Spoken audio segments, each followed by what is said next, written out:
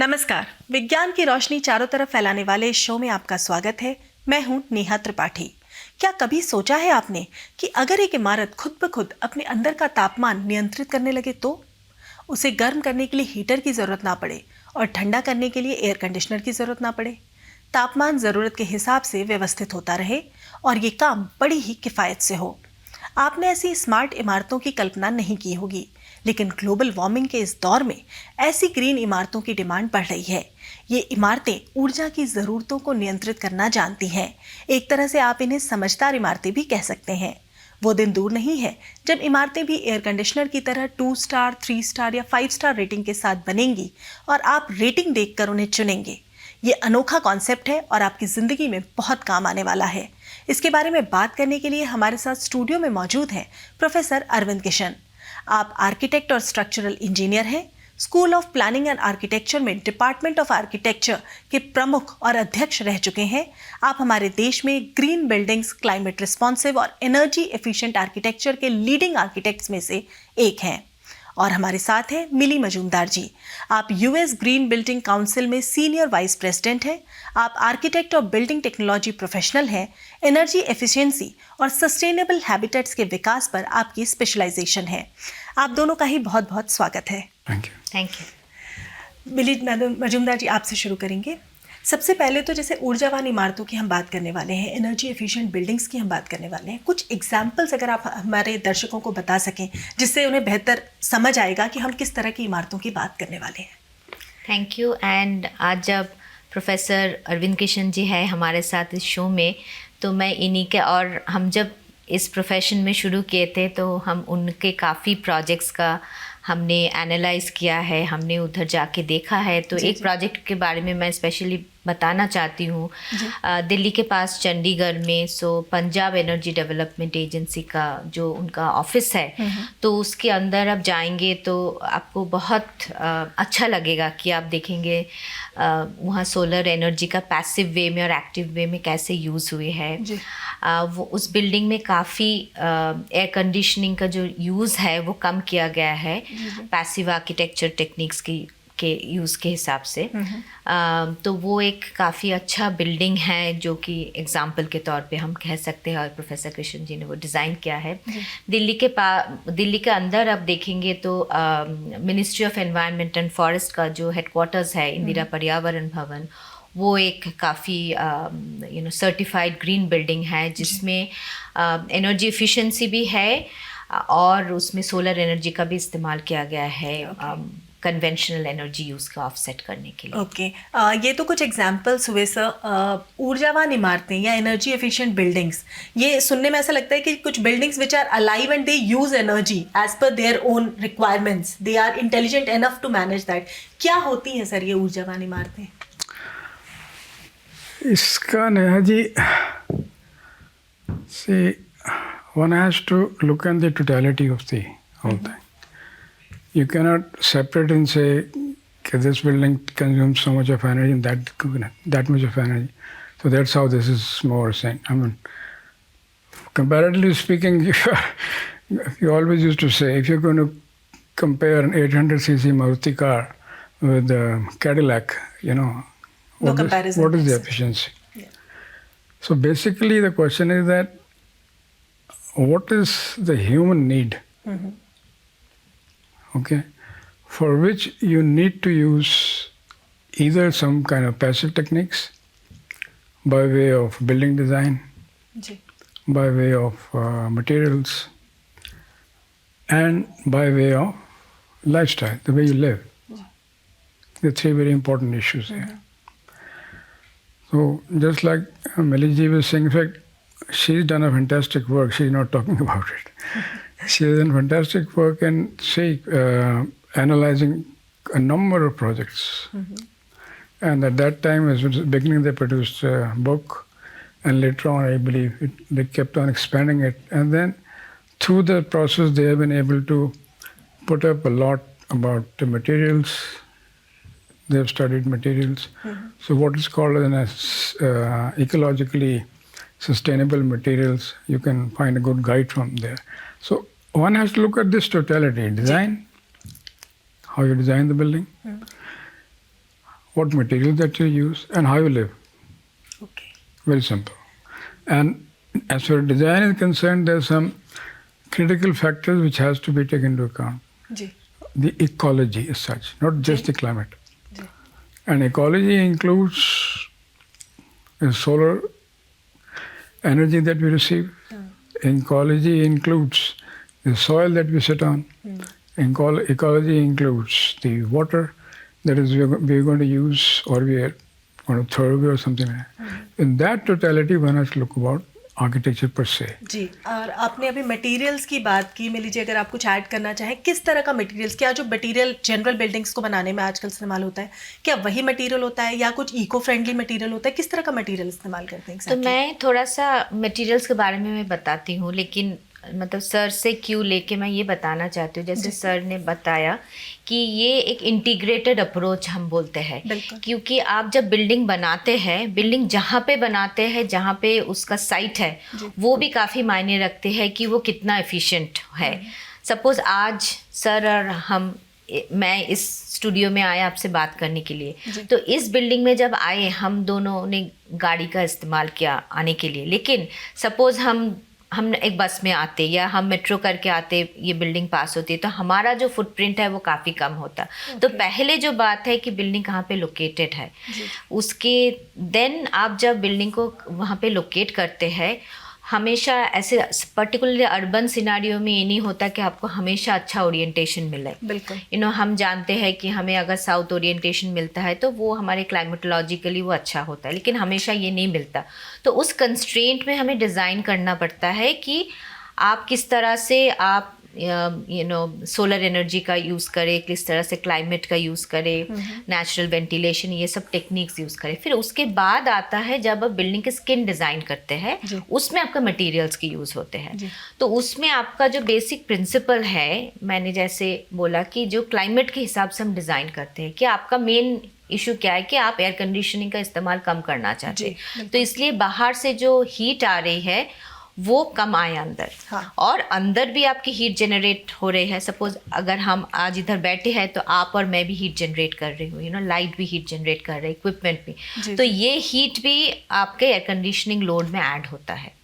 तो इसीलिए जो हम डिज़ाइन करते हैं, मटेरियल सिलेक्ट करते हैं, वो उस हिसाब से करते हैं कि कैसे बिल्डिंग के, सपोज आप हॉट क्लाइमेट में डिज़ाइन करें कि अंदर हीट आपके कम आए, और इसके लिए हम सपोज हम इंसुलेशन टेक्निक्स यूज़ करते हैं। और इंसुलेशन टेक्निक्स भी डिफरेंट तरीके का होता है। अगर आप देखेंगे पुराने ज़माने में जैसे फोर्ट्स होते थे, वहाँ अंदर नेचुरली कूल होता था। क्यों होता था? क्योंकि उसकी दीवारें मोटी थी, लेकिन आजकल हम वो अफोर्ड नहीं कर सकते, तो उसके बदले हम बेटर मटीरियल्स यूज़ करते हैं। तो ऐसे डिफरेंट टेक्निक्स में साइंटिफिक वे में आप डिज़ाइन करेंगे बिल्डिंग को। और एक इम्पॉर्टेंट है कि बिल्डिंग को जो विंडो होती है, जो खिड़की होती है, उसमें से काफ़ी आपके सन आती है, तो खिड़की को अच्छे से डिज़ाइन करना भी बहुत ज़रूरी है। और आजकल के जो इतने ग्लास की इमारतें बन रहे हैं, उसमें आप जाएंगे तो देखेंगे दिल्ली में वो सर्दी के मौसम में भी कूल करते हैं। तो ये सब चीज़ें मटेरियल सिलेक्शन में काफ़ी इसका इम्पोर्टेंस है ग्रीन बिल्डिंग। जी, जैसे कुछ चीज़ें जो मैं देख रही थी, पढ़ रही थी कि एनर्जी एफिशिएंट रूफ है, Windows, Skylights, vents, heating and cooling system, lighting, appliances, electronics और कंप्यूटर्स जो हम यूज़ करते हैं, ऑफिस इक्विपमेंट्स होते हैं, इन सब चीज़ों से जो भी हीट जनरेट होती है, हम इस सब पर बात करेंगे। एक छोटे से ब्रेक का वक्त हो गया है। ब्रेक के बाद हम मेहमानों से जानेंगे कि अगर आप अपने घर के तापमान को एसी और हीटर इस्तेमाल किए बिना 5 डिग्री कम करना चाहें या ज़्यादा करना चाहें, तो इसके आसान तरीके क्या हो सकते हैं। बने रहिए हमारे साथ।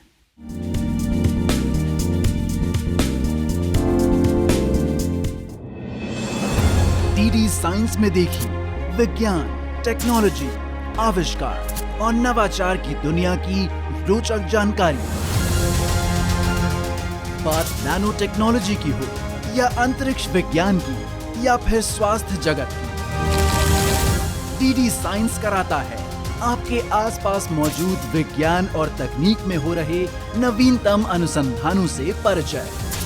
डीडी साइंस बताता है कि कैसे हर भारतीय के जीवन में विज्ञान ला रहा है बदलाव। विज्ञान, टेक्नोलॉजी और विकास की रफ्तार पर नजर रखने के लिए सोमवार से शनिवार शाम 5 बजे से 6 बजे तक देखिए डीडी साइंस।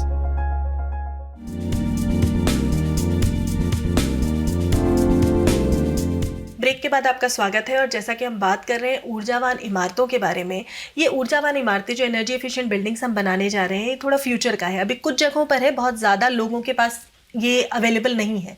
तो इस वक्त जो लोग जिन इमारतों में रह रहे हैं, उन इमारतों के टेम्परेचर कंट्रोल के लिए बहुत ज़्यादा एसी का इस्तेमाल या हीटर का इस्तेमाल करना पड़ता है, क्योंकि वेदर कंडीशंस बहुत एक्सट्रीम होती हैं। अगर उसे हम कम या ज़्यादा करना चाहें तो कुछ इको फ्रेंडली तरीके सर आप हमें सजेस्ट कर सकें।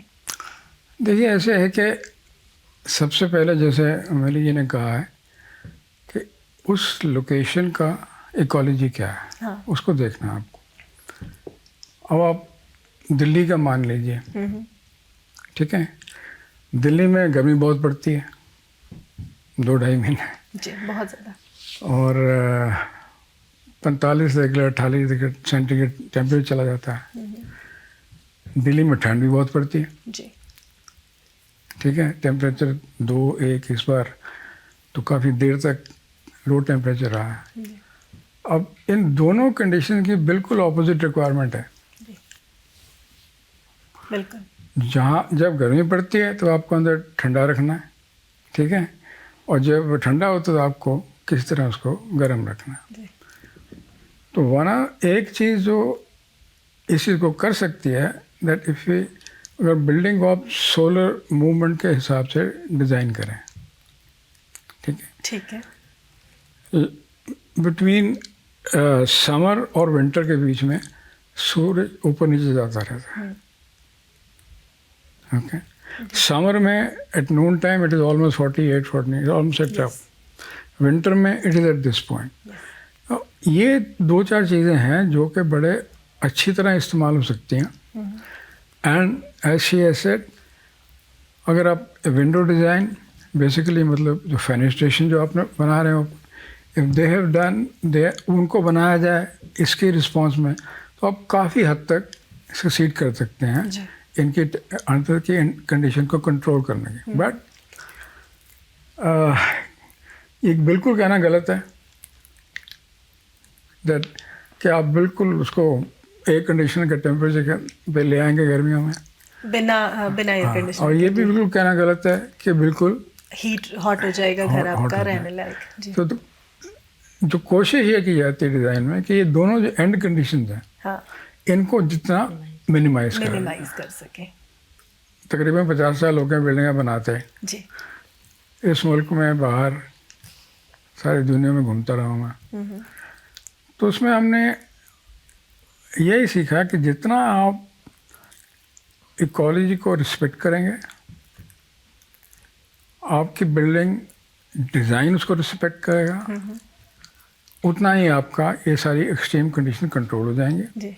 उतना आपका मटेरियल पे खर्चा कम होएगा, उतना आपको एनर्जी कंजम्पशन में खर्चा कम होएगा। सर, आर्किटेक्चर की आप बात कर रहे थे, तो क्या इन बिल्डिंग्स का आर्किटेक्चर डिफरेंट होता है as compare to other buildings, या वो उसमें कोई समानता होती देखो, हमारी कोशिश तो यही रहती है जब भी हम बिल्डिंग बनाते हैं वो It has to be. अनोखी होनी चाहिए। है? डिजाइन में अलग होनी चाहिए। मैम, हम थोड़ी देर पहले जब बात कर रहे थे, आप मिक्स्ड मोड की बात कर रही Mixed थी। mode. मिक्स्ड मोड वो क्या चीज़ है और उसका क्या लेना तो देना इससे? जैसे मतलब अगेन मतलब drawing Q from what professor Krishna has said कि हम जब सपोज दिल्ली में आप डिज़ाइन कर रहे हैं, ठीक है, तो ये गर्मियों के टाइप के जो डिज़ाइन कंडीशंस है और विंटर में एकदम ऑपोजिट है, लेकिन बिल्डिंग तो सेम ही रहेगा, वो तो चेंज नहीं हो सकता है। बिल्कुल।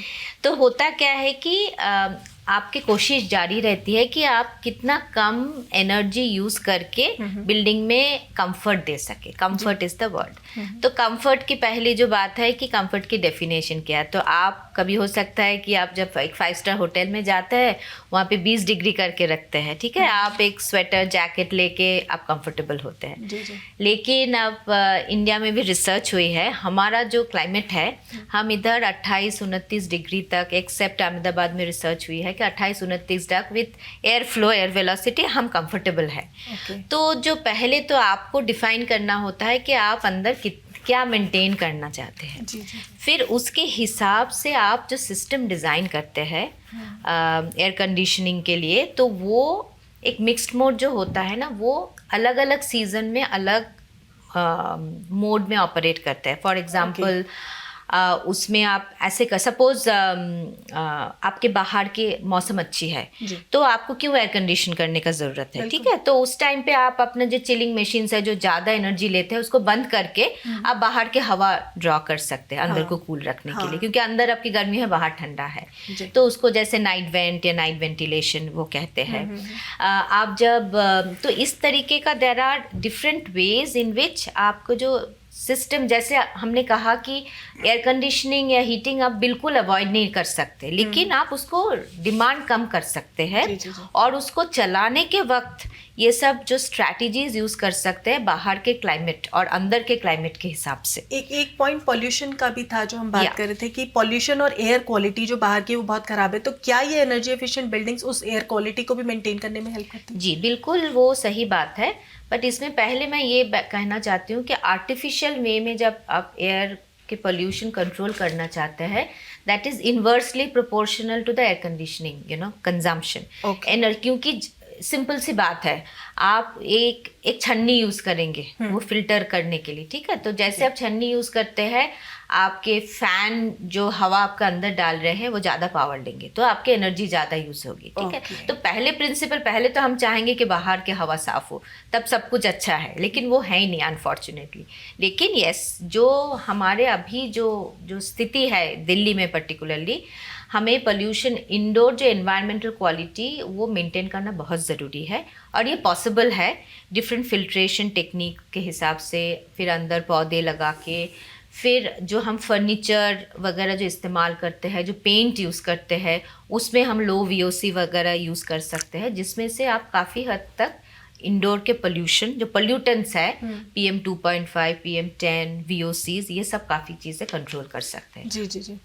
जो ये तकनीक है सर, ये तकनीक कितनी यूज़र फ्रेंडली है? मतलब मैं अगर किसी एनर्जी एफिशिएंट घर में रह रही हूँ तो मेरे लिए कितना यूज़र फ्रेंडली होगा उस घर में रहना, या मुझे किन बातों का ध्यान रखना होगा? एक कहावत है, कहावत ये है कि अगर आप एक बिल्डिंग को पैसिव डिज़ाइन करते हैं और उसको उन क्राइटेरिया से बिहेव करना चाहते हैं तो आपको अपने आप जो अंदर रहते हैं उसको एक्टिव होना पड़ता है। Simple thing just like she was saying कि night time ventilation, natural ventilation बाहर से, इफ़ एयर क्वालिटी बात की ख़राब है तो then of course you avoid, but if it is not then you can, फिर आप उसको खोलेंगे तो अंदर कूल डाउन हो जाएगा।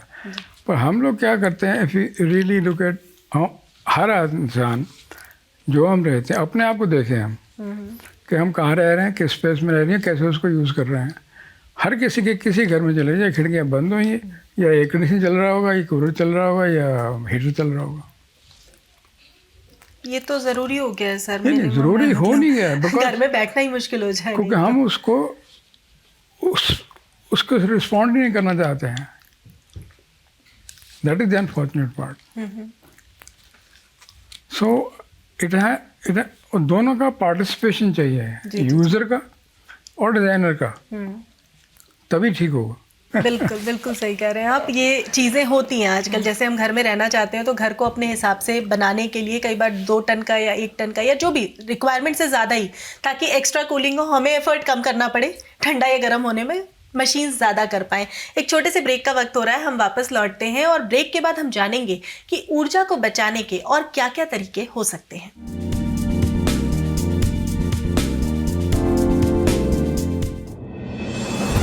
डीडी साइंस में देखिए विज्ञान, टेक्नोलॉजी, आविष्कार और नवाचार की दुनिया की रोचक जानकारी। बात नैनो टेक्नोलॉजी की हो या अंतरिक्ष विज्ञान की या फिर स्वास्थ्य जगत की, डीडी साइंस कराता है आपके आसपास मौजूद विज्ञान और तकनीक में हो रहे नवीनतम अनुसंधानों से परिचय। डीडी साइंस बताता है कि कैसे हर भारतीय के जीवन में विज्ञान ला रहा है बदलाव। विज्ञान, टेक्नोलॉजी और विकास की रफ्तार पर नजर रखने के लिए सोमवार से शनिवार शाम 5 बजे से 6 बजे तक देखिए डीडी साइंस।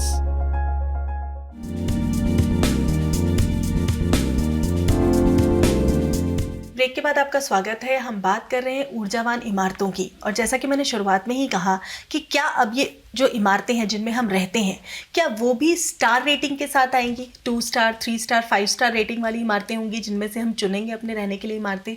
मिली जी, कैसे देखती हैं आप?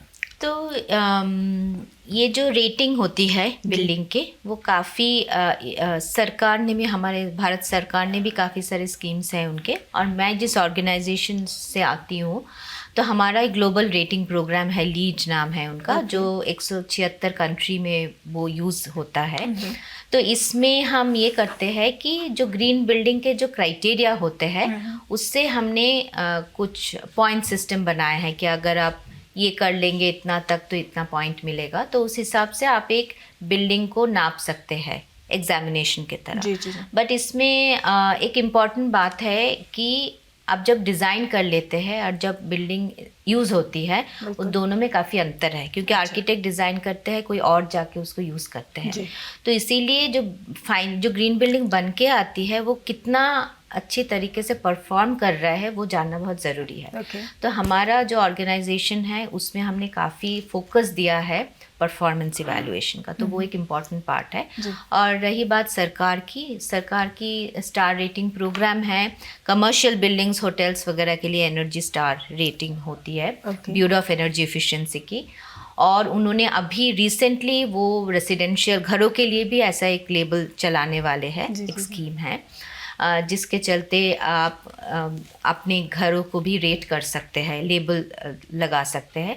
और अगर ये देखेंगे अब इंटरनेशनली, जैसे यूरोप में, जर्मनी में, ये सारी चीज़ें बहुत दिन से है। इनफैक्ट वहाँ पे अगर आपको बिल्डिंग परमिशन भी लेनी पड़ती है तो you have to have minimum level of efficiency. तो कौन सी रेटिंग बेस्ट होती है? 5 स्टार ही, कोर्स, जैसे कि वो रहता है, 5 स्टार बेस्ट होती है। और अब बाहर भी देखेंगे तो उसके काफ़ी फ़ायदे भी होते हैं, क्योंकि उनके रेंटल्स ज़्यादा होता है, उसको टैक्स कम देना पड़ता है। तो ऐसे काफ़ी चीज़ें इंसेंटिव बेस्ड भी होती है सरकार के तरफ से उनको प्रमोट करने के लिए, उनको बढ़ावा देने के लिए। तो हमारा जो कंट्री है उसमें हमारा जैसे रेटिंग सिस्टम्स जो कमर्शियल बिल्डिंग्स, रेसिडेंशियल में यूज़ होते हैं, उसमें से काफ़ी फ़ायदा हुआ है लोगों को जागरूक करने के लिए और ऐसे बिल्डिंग्स बनाने के लिए। लेकिन मेरा कहना ये है कि we should not take it at the face value. It is very important कि बिल्डिंग जब यूज़ होती है, कंज्यूमर्स को भी वो बेनिफिट पता लगना चाहिए, और वो जैसे उनको पता लगेगा वो ऑटोमेटिकली डिमांड करेंगे। और इसके बढ़ावा मिलेगा, उसको यूज़ करेंगे। लेकिन इन इमारतों को में रहना, इनको यूज़ करना, इनको बनाते जब आप हैं तो उसमें किन चीज़ों का ध्यान रखते हैं? और इन इमारतों को बनाना आसान है, मुश्किल है, वैसा ही है, खर्चा कितना आता है? इन सब एस्पेक्ट्स पे थोड़ा सा बताइए हमें। देखिए, मेरे एक्सपीरियंस में तो कुछ भी मुश्किल नहीं है, और अगर आप किसी चीज़ को मुश्किल बनाए तो हर चीज़ मुश्किल है। अगर आप कोई सोचे कि मैं सूरज की जो पाथ है उसको फॉलो करूं, विंटर में नीचे आता है, समर में ऊपर जाता है, दिन में सुबह इतना होता है, शाम को इतना होता है, वो लगता है बहुत कॉम्प्लेक्स। ऐसा कुछ नहीं है। उसकी मैथमेटिक्स सारी अवेलेबल है, आप बिल्डिंग को उससे बड़ा अच्छा बना सकते हैं, ऐसा कुछ नहीं है। बाकी रही कि इसको कोई ख़ास टेक्निक चाहिए, ऐसी कोई ख़ास टेक्निक नहीं चाहिए। हमने जितनी बिल्डिंग बनाए वही कंक्रीट है, ब्रिक है, उन्हीं मटेरियल को यूज़। सिर्फ ये देखना ध्यान, जैसे मैं एक छोटी सी एग्जांपल दूंगा आप। ऐसे मिली जी ने कहा कि इंसुलेशन बिल्डिंग में करनी बहुत ज़रूरी है। ठीक है, इंसुलेशन का मतलब है कि अगर दीवार के बीच में आपने इंसुलेशन लगाई, इधर से हीट आ रही है तो अंदर नहीं जाए, इस करके वो इंसुलेशन से होकर जाती है और वो हीट रिड्यूस हो जाती है बहुत ज़्यादा। ठीक है, अब दोनों कंडीशंस हैं। इसी तरह ठंड भी, गर्मियों में आपको उसको रोकना है, सर्दियों में उसको बाहर नहीं जाना। सो एक्चुअली थ्योरेटिकली स्पीकिंग गर्मियों में इंसुलेशन बाहर चाहिए ताकि वो हीट अंदर आए ही नहीं। ठीक है, दैट इज़ द आइडियल। और सर्दियों में इंसुलेशन अंदर चाहिए ताकि हीट बाहर ही नहीं जाए। ठीक है, बट जब इतना ज़्यादा डिफरेंशियल होता है बिटवीन एक्सट्रीम कंडीशन, तो आपको you have to very carefully उसको कहाँ लगाना है, उसके यू वैल्यूज या आर वैल्यू जो होती हैं वो एक आर्किटेक्ट और बिल्डिंग साइंटिस्ट का काम है। वो जो बिल्डिंग साइंटिस्ट अभी तक यहाँ हिंदुस्तान में इतना उनका महत्व नहीं है, पर बिल्डिंग साइंटिस्ट का साथ में जो है आर्किटेक्ट के साथ लगना, उसके साथ अपना यूज़र के साथ लगना, वो बहुत ज़रूरी है। फिर नहीं तो आप करने ये लगेंगे, होगा उल्टा। जी जी जी, तो आप दोनों का बहुत बहुत शुक्रिया स्टूडियो में और हमसे Thank you. इतनी सारी बातें शेयर की, हमें इतने यूनिक कॉन्सेप्ट को बहुत ही आसान भाषा में समझाया। आप दोनों का धन्यवाद। आपको हमारा ये कार्यक्रम कैसा लगा, आप अपने सुझाव नीचे दिए गए ईमेल आईडी पर भेज सकते हैं। तब तक के लिए हमें दे इजाज़त। नमस्कार।